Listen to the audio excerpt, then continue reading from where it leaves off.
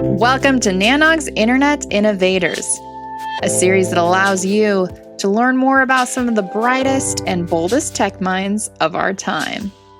Join us as we look to the past, present, and future of the Internet and talk to the innovators who are actually there.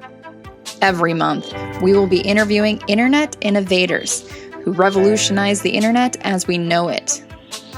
Watch as we host conversations with those that are building the Internet of tomorrow.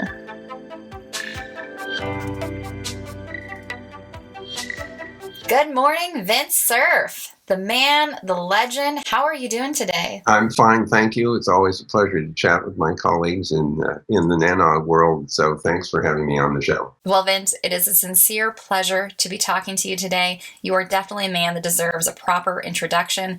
Vint Cerf is an American internet pioneer. He is widely known as one of the fathers of the internet.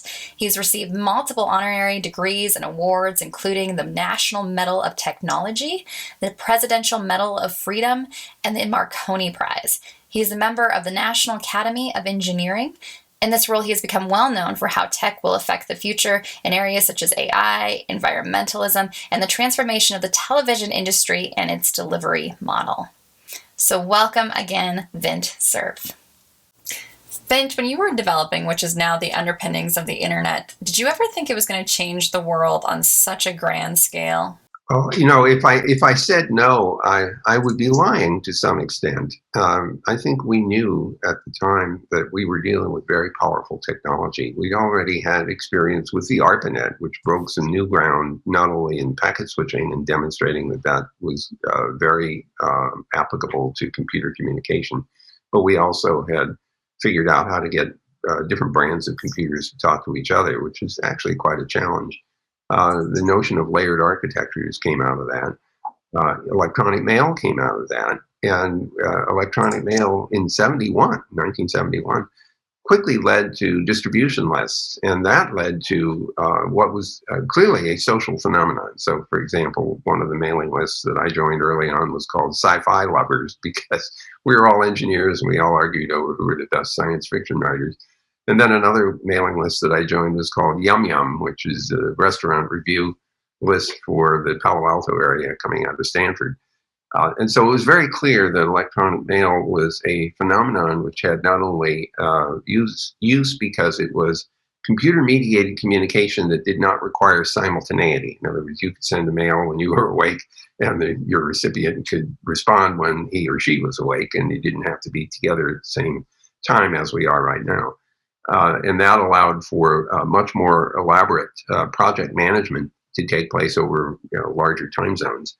So it was, by the time the internet design is beginning in 1973, we already have several years of experience with the ARPANET technology, which, in my view at least, strongly informed our belief that this was going to be, that the internet technology could be useful for what's called command and control. And if you think about what that means, it means voice and video and data. It means being able to use computers to figure out what's happening in the world. How do you conduct your campaigns? Now, I don't think that Bob Kahn and I and the others who worked on the internet in the early days necessarily saw everything that was coming. But you'd be surprised how much technology had already been invented even at that point.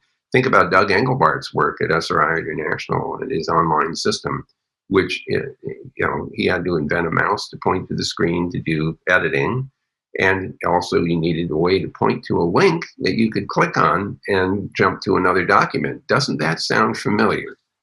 And we're talking the mid to late 1960s when that was going on.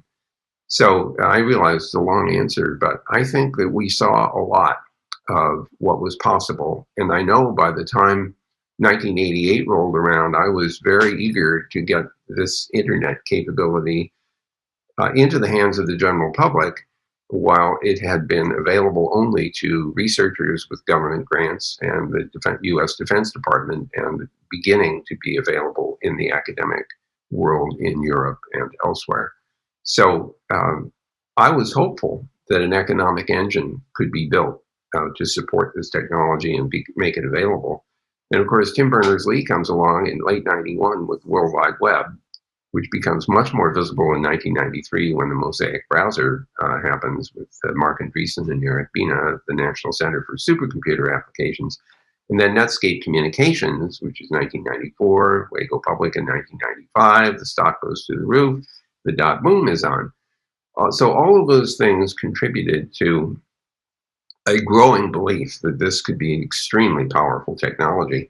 And then, of course, Steve Jobs comes along in 2007 with the iPhone, which matches a camera, a display, keyboard, and radio connectivity to the internet. Suddenly now internet's accessible to you no matter where you go. That was hugely transformational. And here we are in 2021 now, seeing all of the consequences of those technologies, some of which are challenging and harmful, and some of which, I believe, are dramatically useful. So let's go back to 1968. What were those earlier conversations around the birth of the internet? Can you describe what the tech scene was like during that time? Well, hang on. First of all, I can't take credit for the 1968 vision. Is in the hands of people like Bob Taylor, who was running the Information Processing Techniques Office of DARPA at the time, or Larry Roberts, who was seconded from Lincoln Laboratory to build the ARPANET or manage the ARPANET's construction. I would say that these are not so much visionary. There are two people who I would say are visionary in this space and were instigators of much of this. Doug Engelbart, whom I've already mentioned, and JCR Licklider, who was at MIT and was the first director of the Information Processing Techniques Office at DARPA, really saw the potential for human use of computers, non-numerical uses of computers. So communications, the discovery of information, the collaboration that the computers might facilitate. And so it was Licklider who wrote a memo, I think it was in 1962, to a few people saying he wanted to talk to them about his intergalactic network. And of course, tongue in cheek. But the idea of building such a network to connect computers together and reinforce their capability was very much a part of Licklider's vision. The point where I get into this picture in the late 1960s as a graduate student at UCLA, the problem is much more confined. It's basically, okay, so how do we use packet switching to get different kinds of computers to talk to each other? It's a hairy but fairly constrained problem. So this is not a grand vision of what the world is going to look like 50 years later. This is more like, here's a hard engineering problem. Can you figure out how to solve it? And one of the guys that was instrumental in figuring that out was Steve Crocker, who led the Network Working Group, which was an informal collection of graduate students at about a dozen different universities that ARPA was funding. And he was the one that helped steer the solution to the ARPANET problem and getting specifically the host-to-host protocols and the application protocols above it. So this wasn't so much about vision among most of the people who were doing the work. It was more a question of, this is an engineering problem, how do we solve it? And the same is true for the internet design. When Bob Kahn and I started working on that, this was not a grand vision. This was more a question of, here's the engineering problem. We know that the networks are going to be useful. We know the kinds of command and control applications that we need to support. What are the parameters of the solution to that? And so that was essentially an engineering problem. What's happened, of course, over the course of 50 or 60 years is that people have figured out how to use these technologies to do things that others might not have anticipated. And so that's where the real excitement is the leading edge of application space, which is why you see, for example, millions of apps on mobiles. That wasn't necessarily the vision that Steve had, incorporated. It was more a question of other people discovering what's possible. Once you show that something is feasible, then you erase a lot of barriers, and then people race ahead with ideas to build on top of that. That's incredible that the origin of the internet is really just broken down to a group of people trying to solve a problem. This is sort of a classic kind of phenomenon. The astrophysicists and the biologists and the other scientists often gather on a decadal basis every 10 years to decide what are the hardest problems whose solution would make a big difference. And then they try to tackle, rank ordering and pursuing those problems. And in the information and communications technology space, I don't think we've actually formally done that. Although this year, the Marconi Society is in fact going to do that. We're in the midst of an information and communications technology decadal study, which is asking what are the hardest problems in ICT and whose solutions would make a big difference. And then having, that's like David Hilbert, posed a list of 23 problems, math problems that hadn't been solved in 1900. And that focused the attention of the mathematics community. And now 7 of them have been solved and 7 are in dispute and the rest of them haven't been solved.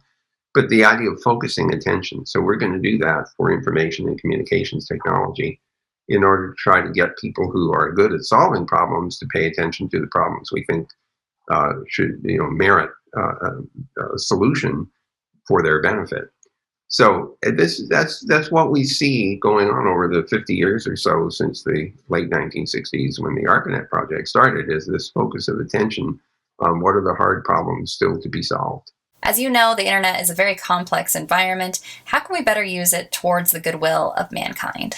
Well, we already have seen its utility, the ability to discover information, to share information, to easily generate that information is certainly a part of the utility that we've seen in the internet. We've also seen significant amounts of business develop around it, whether it's hardware or software or applications. Unfortunately, when you lower the barriers to the production and access to information, you open up the opportunity for everybody, including people that don't have your best interests in heart.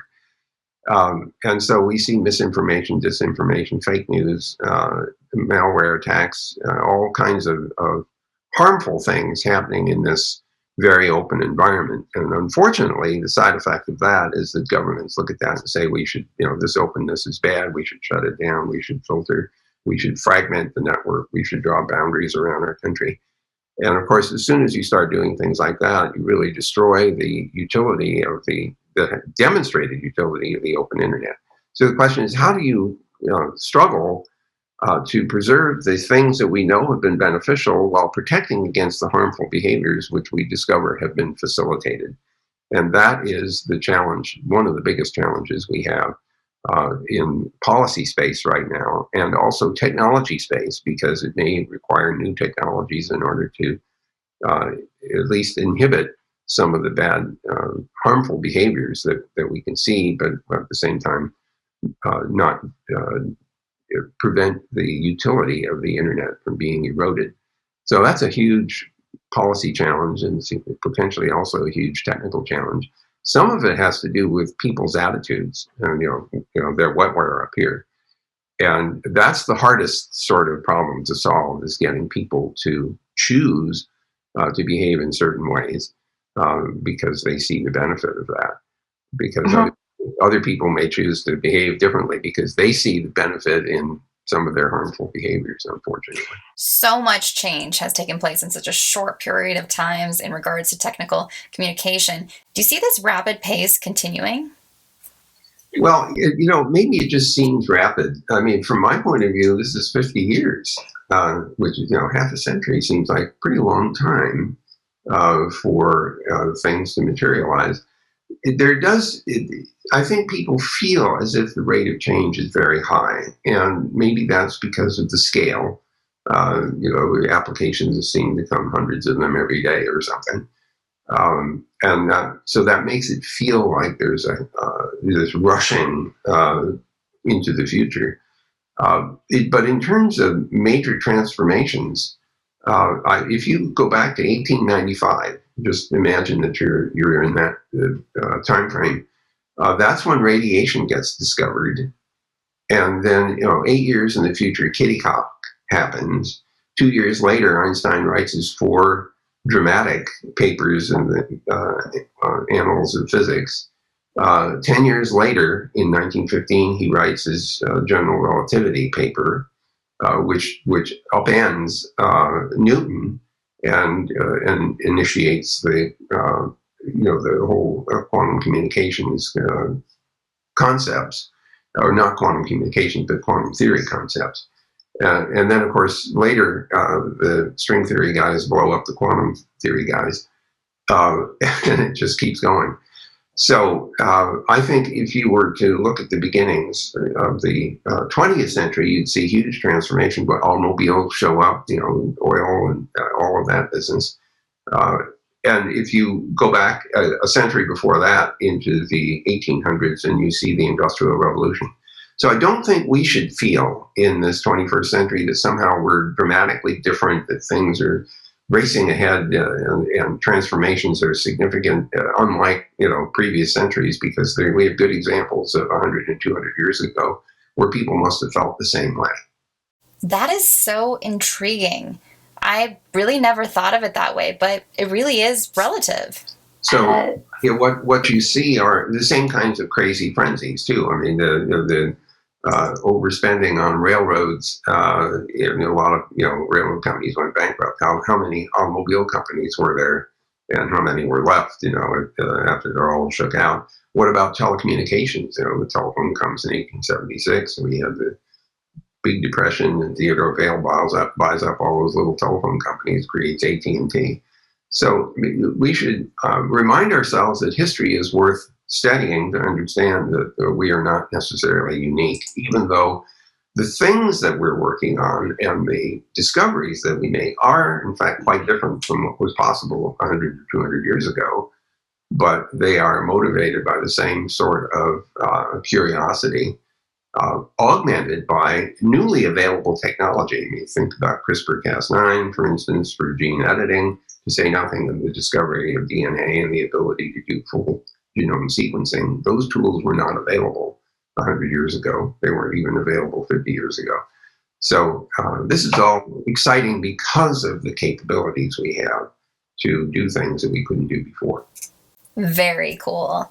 Well, now that we've looked back into the past, let's look towards the future. Where will we see the most impact on our daily lives via the evolution of the internet? Well, I would say that our daily lives will be affected not just by the internet, but by a number of other technologies as well. But all we have to do is look at the 2020 period to see how important the internet has been for certain segments of our population. And I want to emphasize that the internet, first, isn't available to everyone. It's not affordable to everyone. These are things we should all be working on, especially the NANOG community.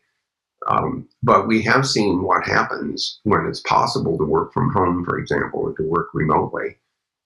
We were able to maintain certain industries. Google was able to continue to function remarkably in its business, despite the fact that we could not meet physically in our offices.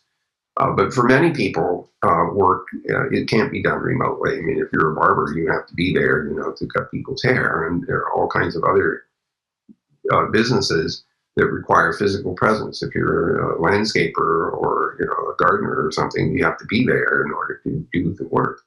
So for many people, proximity turned out to be an inhibitor of work, and so a lot of people couldn't work because of that. Restaurants shut down, bars shut down, things like that. The reason I emphasize that is that if we look towards the future, I'm pretty sure that the vestiges of the pandemic will continue, so that there will be more tolerance for working remotely. We will have been forced into learning how to teach in a remote way. It's been terrible. I mean, I would not cite very many successes for remote education, despite the excitement over massive online open courses and the forced requirement that teachers teach in a remote way during the pandemic.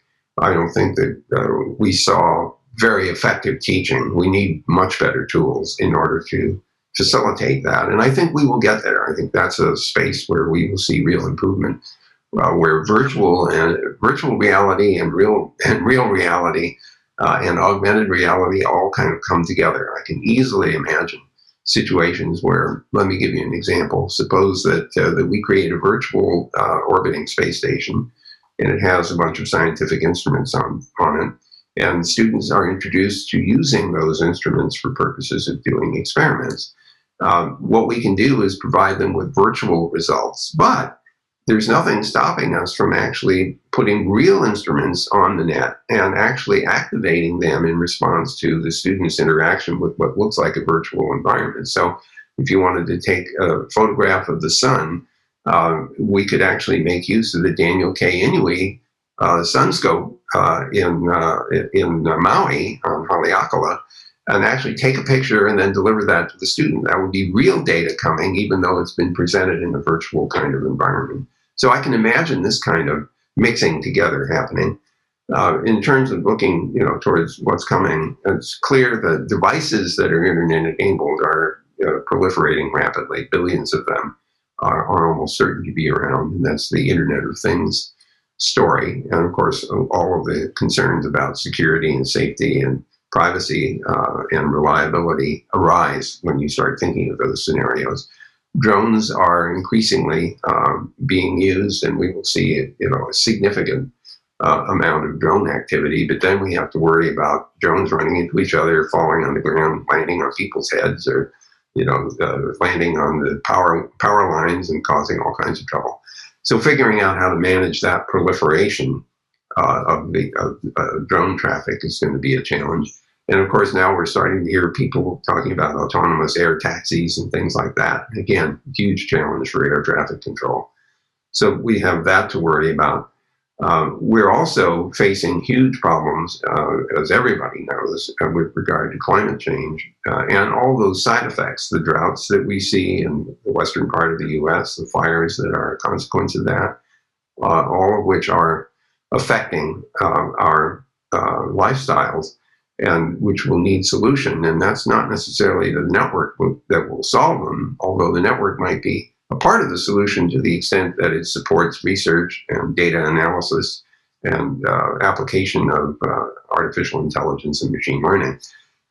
So just going down that path a bit, it's clear that we're finding increasing utility in machine learning. We're also finding brittleness in those technologies, and we need to find ways of making sure we can discover the brittle cases, the bias cases, and things of that sort, where as powerful as these techniques are, they can also come up with wrong answers. We need to be able to detect that and do something about it. So I'm anticipating, on telecommunications, just one other point to be made. In the 1980s, the big deal was optical fiber, and in the 2020s, optical fiber is turning out to be a huge value in linking the continents together with an increasing amount of undersea fiber, much more than I ever expected would actually happen. But now, of course, we're seeing low Earth orbiting satellites with the Starlink system and OneWeb and Kuiper and the others. So we will see that avenue for communication emerging over time. And then, of course, as we talked before, the space communications will become a very important part of our the rest of this 21st century as we start to expand outward and take advantage of access to resources that are not terrestrial. Can you talk more about ethical AI and the problems that now surround ethical artificial intelligence? So, people have focused on that particular aspect of computing using machine learning, but that's just one aspect of computing. I want to argue that if there is an ethical question, it's true of all software, regardless of whether it's machine learning or even more general purpose AI.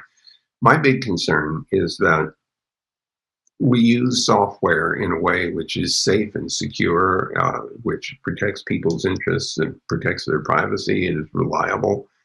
And has predictable outcomes, and so the abuse of software is more important to me than the more focused and narrow thing of ethics and AI. For example, if we are asking people to buy and rely on IoT devices, these are often very small things. A light bulb could be an IoT device, or a heating, ventilation, and control system, or maybe appliances in the home that are managed by these various software methods. If people don't pay attention to safety and security in the IoT devices that we ask them to rely on, then people will, potentially be very not only disappointed but potentially harmed as well, because their privacy could be invaded or their safety and security could be in question. So I think ethics here has a lot to do not just with artificial intelligence, but with software in general, how it's produced, how it is tested for its accuracy and reliability. And also what we do when we discover failures and vulnerabilities, how do we fix that? We should be thinking that if we're thinking ethically, then we need to design in repair mechanisms that allow us to update software safely and remotely. And if we fail to do that, if we don't design the IoT systems to allow that kind of update, then we will have failed our consumers, and we have, in fact, failed ethically, in my opinion. So I want to paint a much broader canvas for ethics than just concerns about machine learning, which has biases built in or which makes brittle mistakes, like misidentifying imagery that's intended to look for, say, cancerous cells. So there's more to this than just ethical AI, although to the extent that we focus on that and adopt practices and procedures to assure the safety and security of people's use of those technologies, that same posture applies more generally to devices that are software animated. What do you believe inhibits innovation? Oh, well, there are a number of things that can get in the way of innovation. One of them, of course, is just that people can't imagine sometimes doing something differently or attacking a problem differently. We've never done it that way. We've always done it this way. Why would we do anything different? And so you get that kind of thing. Then you get a kind of corporate inhibition to innovation, because sometimes innovation doesn't work and you have to go through a whole series of failures before you figure out how to get it to work properly. And some people are impatient, or they'll say, we can't afford that because it gets in the way of P&L. There's a book called The Innovators' Dilemma, which argues that in some large corporate entities, it's really hard to innovate because you have to get past a natural resistance to doing something new and different. There's the same argument, of course, can be made in science. Sometimes people will come to recognize that the old models and theories don't account for phenomena that they've discovered. And there are some people who cling to their theories and refuse to accept the possibility that an observation has just falsified the theory that they spent 20 or 30 or 40 years developing. And so there's some natural human tendencies that get in the way of innovation. The things that encourage innovation, on the other hand, are willingness to invest over long periods of time, an ability to invest, just like DARPA and many of its programs have gone on for some decades. At National Science Foundation has many stories along those lines.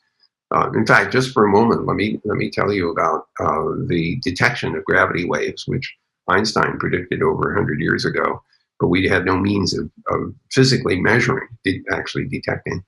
And a project was started probably almost 40 years ago, funded by NSF.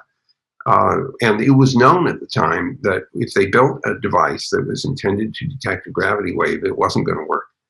But they didn't know how far away from the sensitivity requirement we could build. And so you had to build it and measure it to find out how far away you were from actually succeeding. They had to go through 3 cycles before they got to an instrument that was sensitive enough to actually detect the gravity wave. And now some, 60, 70, or 80 gravity wave detection events have occurred. And these are huge, massive events taking place a billion light years away and a billion years ago, which we can detect today. So long-term investment is a big deal.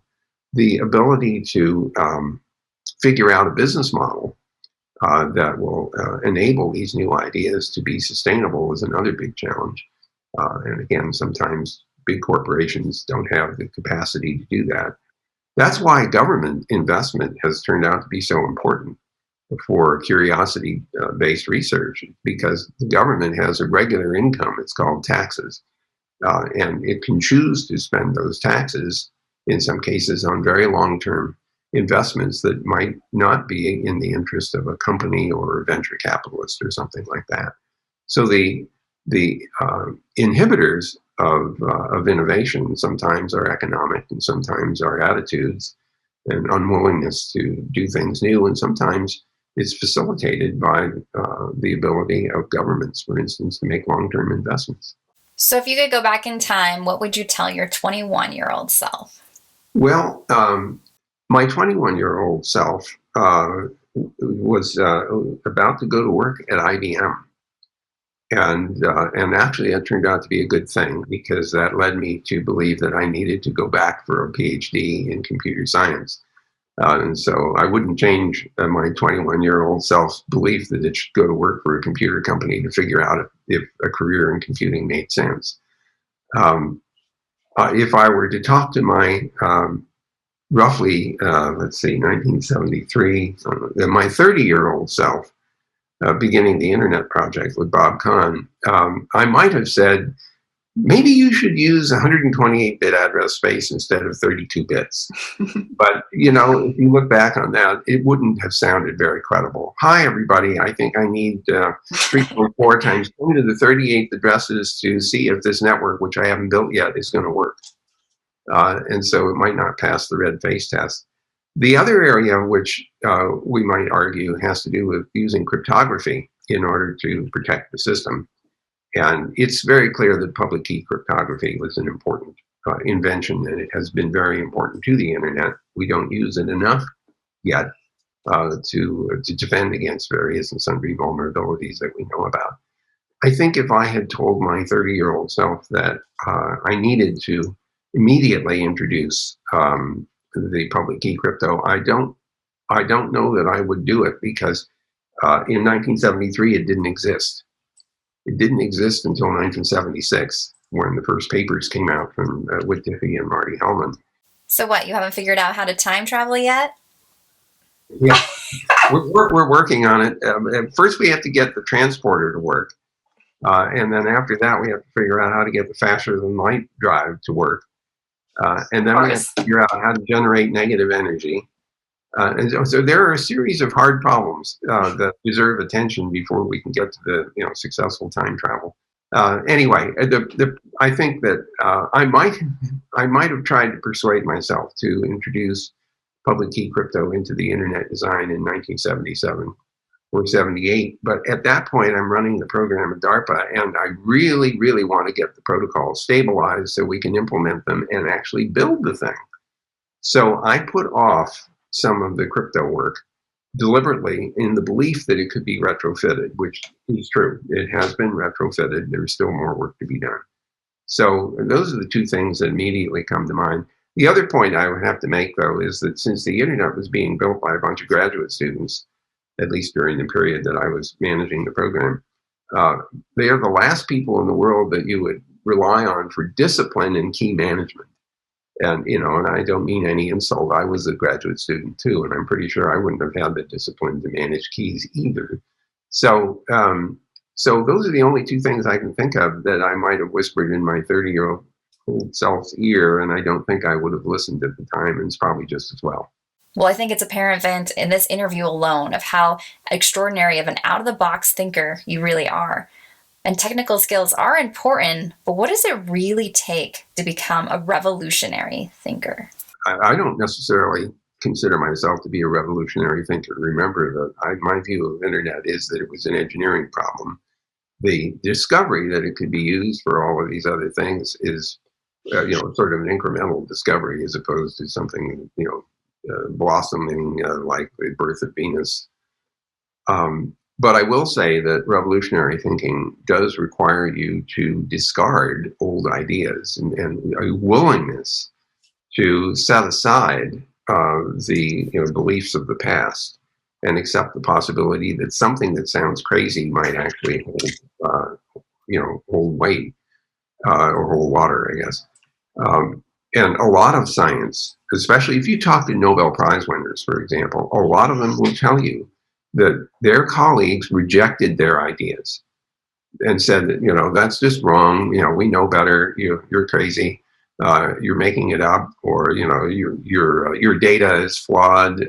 Maybe you need glasses. I mean, there's a whole series of stories like that, and the persistence of those scientists is what counts. So patience and persistence are two key elements of success in innovation. And so you have to have the wherewithal to be patient and persistent. I've been extremely fortunate in my world that patience is there and persistence has been possible. And so for me, those two items are key to innovation. You wrote an article for NextGov magazine in January of this year where you talked about life post-vaccine. We are currently at the end of June with a larger population vaccinated. Your predictions included cities' full adoption of self-driving cars and areas in the development of medical care.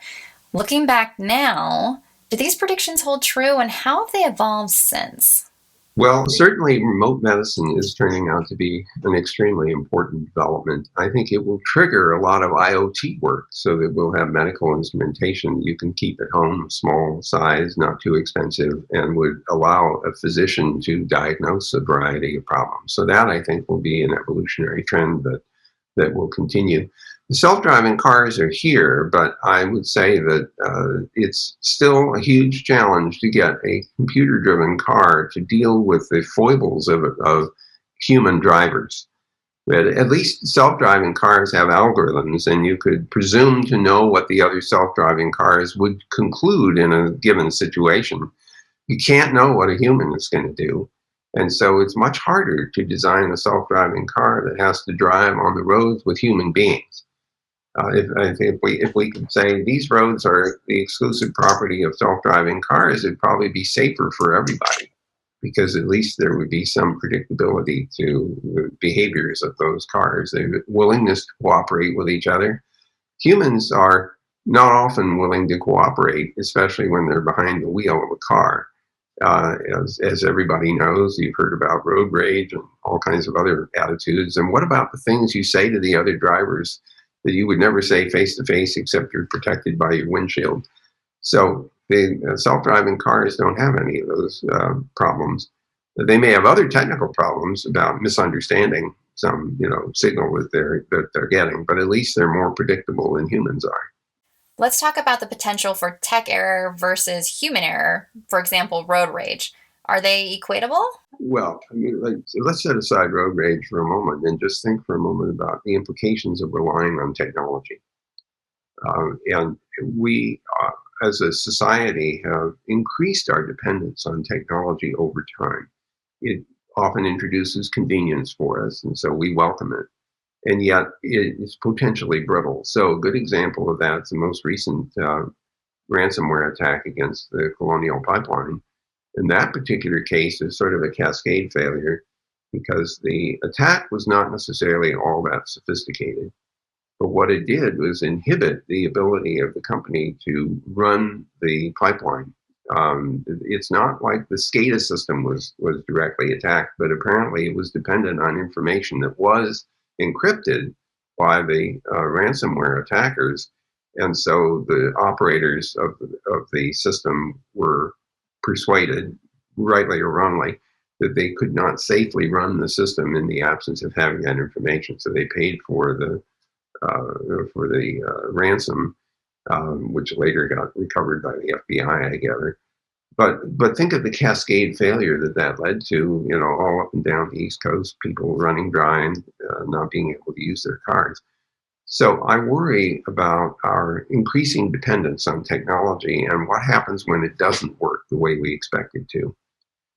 And that worry is applicable to artificial intelligence. It's applicable to ordinary software, which we depend on. And so if there were any theme that I would want to emphasize, I think it would be paying more attention to a potentially brittle technological environment, which we would want to make more robust and more reliable and safer to use. What are your thoughts on remote healthcare and where we go from here? Well, several things are apparent. First of all, to the extent that we can develop low-cost instrumentation that will allow a physician to do remote diagnosis, that can bring healthcare to places that might not have adequate clinical care, but which does have access to internet, for example, for access to remote clinical advice. There's also a potential there for getting experts to help diagnose problems that might otherwise not be easily reached because you'd have to physically go there.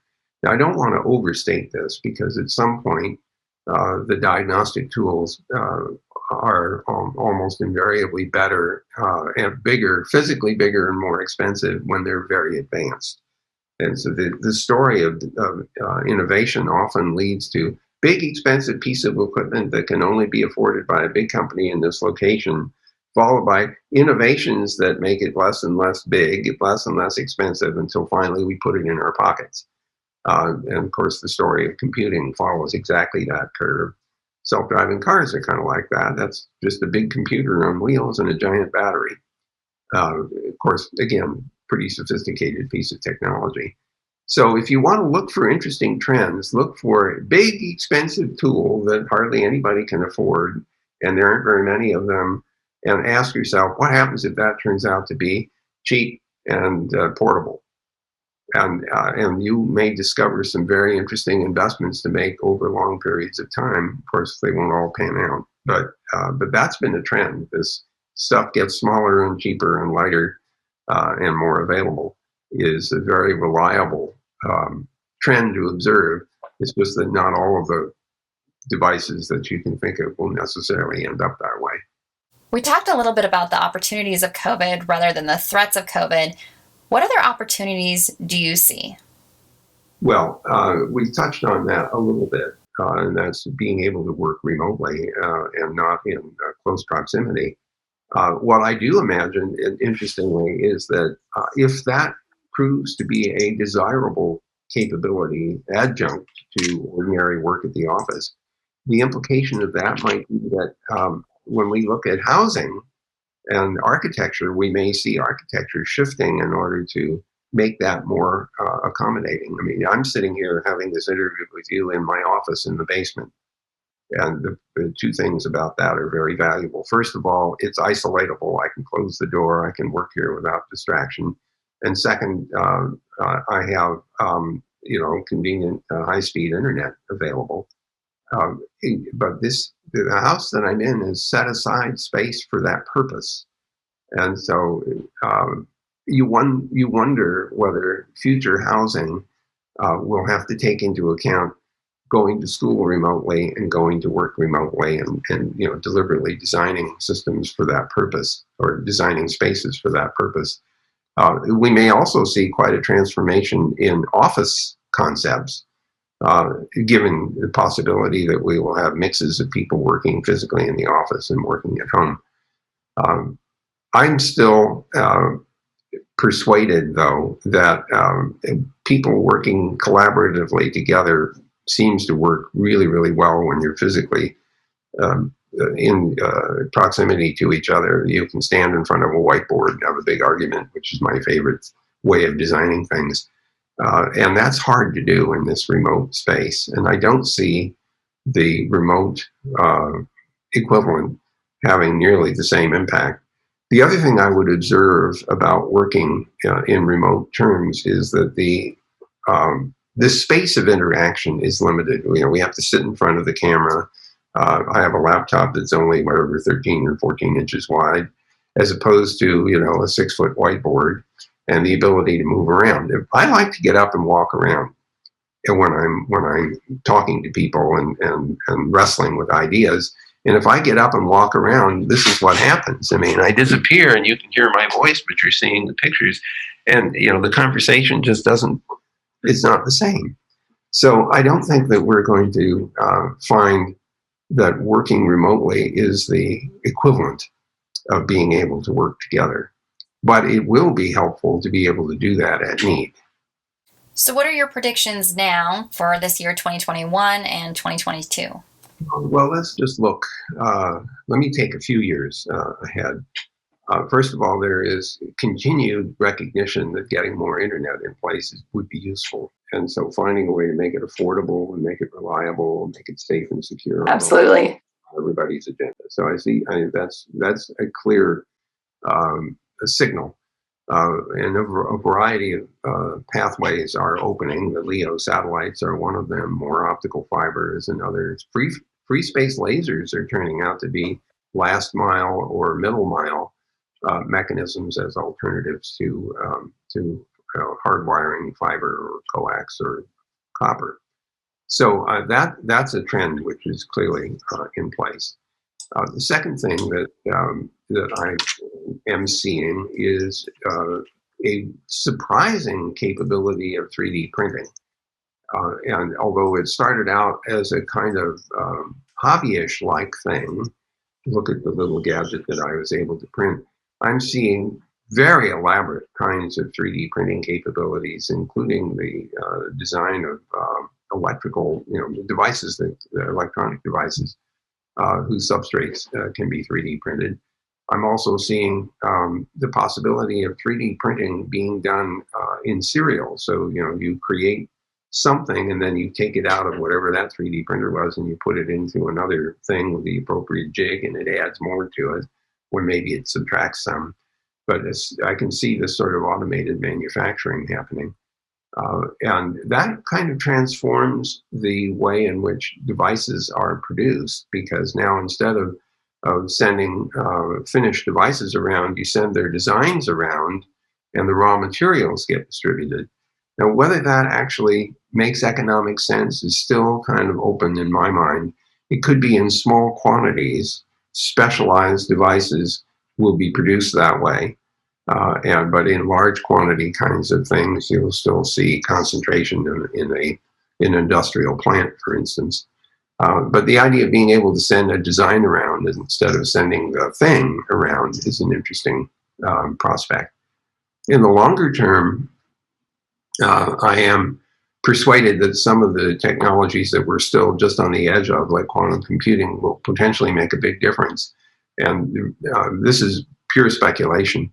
But if you look back to the invention of the spreadsheet, it used to be done on paper, which is something I used to do when I was working on the Apollo engines, the F1 engines. I had to build spreadsheets on paper that took a week to do with a manual calculator.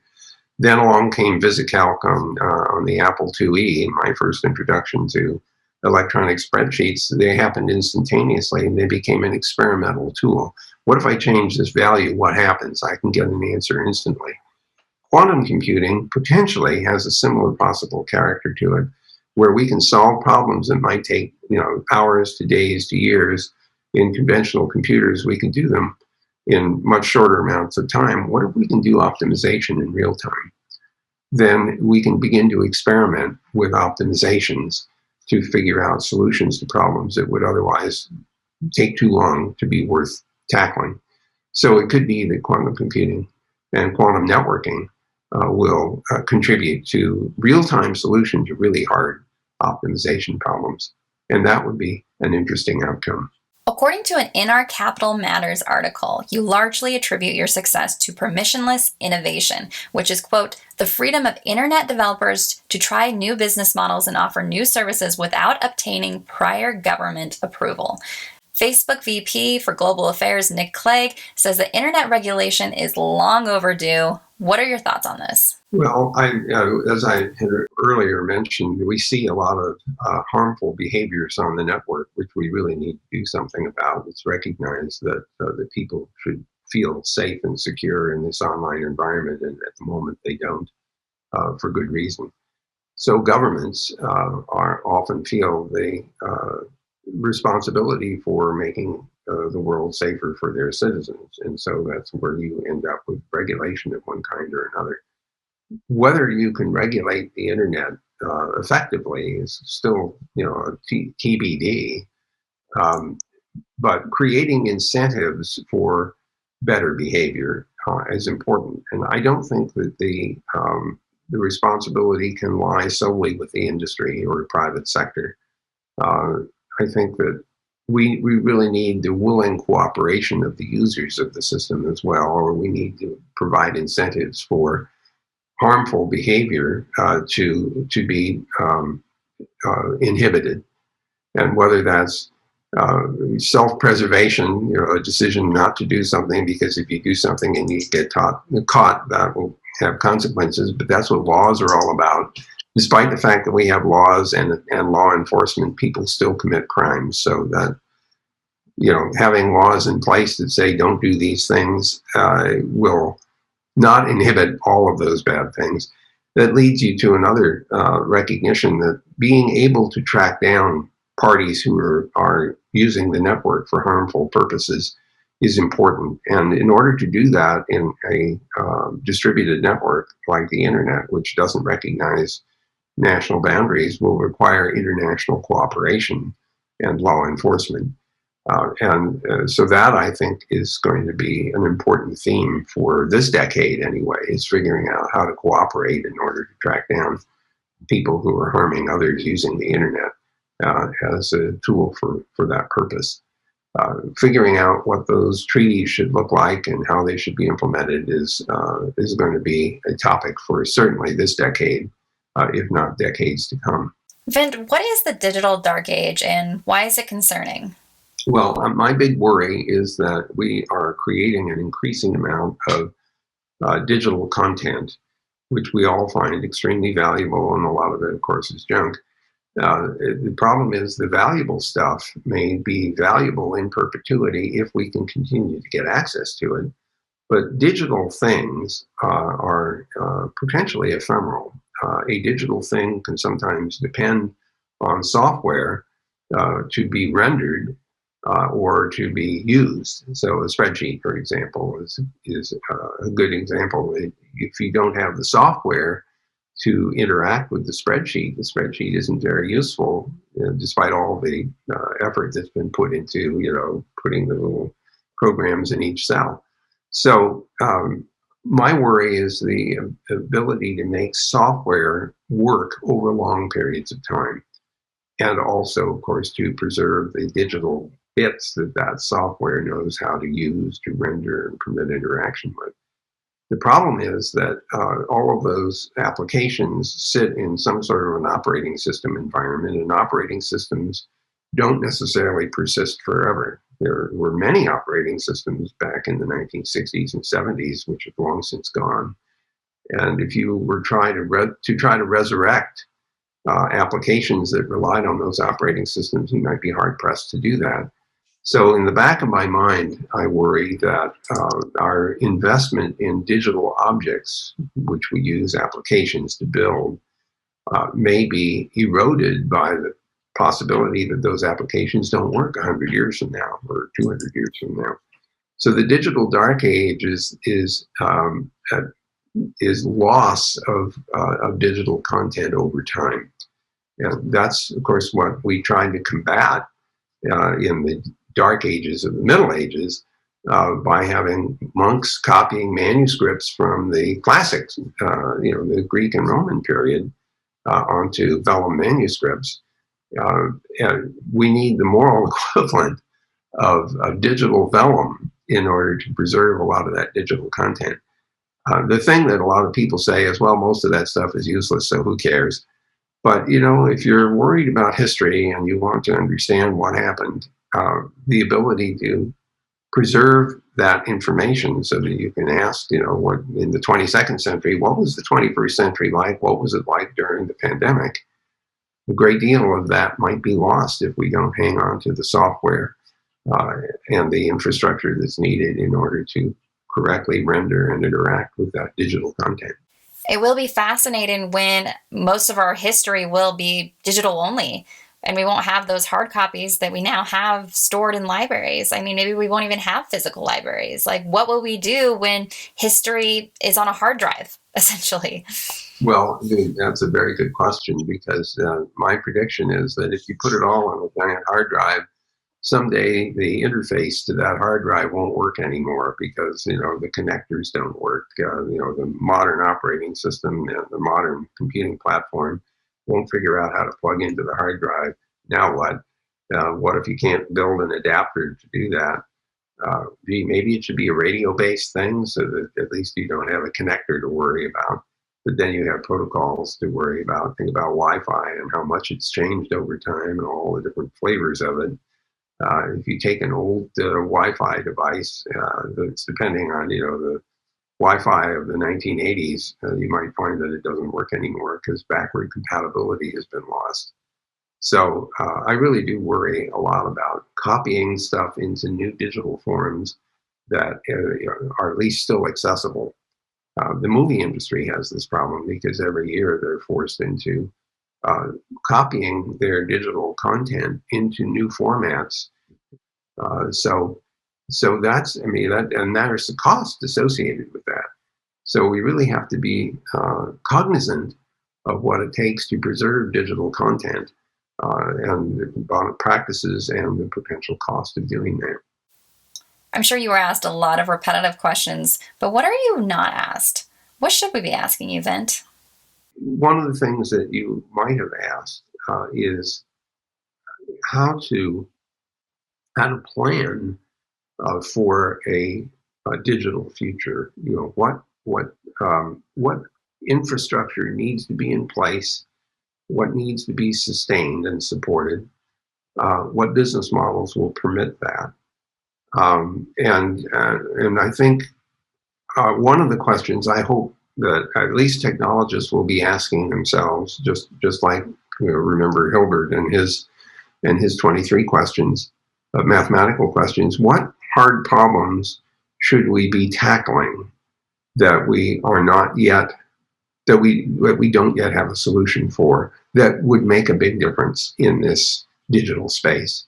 And I would like people to be thinking about that and trying to identify what those problems are so we can focus attention on them and reap the benefit of their solutions. And one last question for you, Vint. What advice do you have for our future internet engineers? First one, I think, is don't be afraid to try something out, even if you're not sure it's going to work. Let us hope that, that the companies that you work for or the organizations that you work for are willing to allow for failure, particularly if you can learn something from it. A lot of scientific experiments learn more from failure than they do from success. So one of the most important things that we can do is accept and willingly accept failure as an important learning process. So we learn more sometimes from failure than we do from successes, because failure might mean that a theory is wrong, even though we predicted this should work. It doesn't work. The question is, why doesn't it work? We learn from that when we finally understand it. So failure is a tutor that we should learn from. Failure is a tutor in which we should learn from. I can't think of a better way to end the conversation. Great words to live by. Thank you again, Vint Cerf. It's truly been a pleasure to talk to such a legend in the evolution of our internet as we know it today. So thank you. Well, thank you for letting me rattle on for so long. I hope that some people find it interesting. I enjoyed the chat very much. Vint Cerf takes us into space in our keynote presentation, which happened at NANOG 82. You can watch Vint Cerf's talk on interplanetary networking at nanog.org/events/nanog-82. Take care. See you on the net.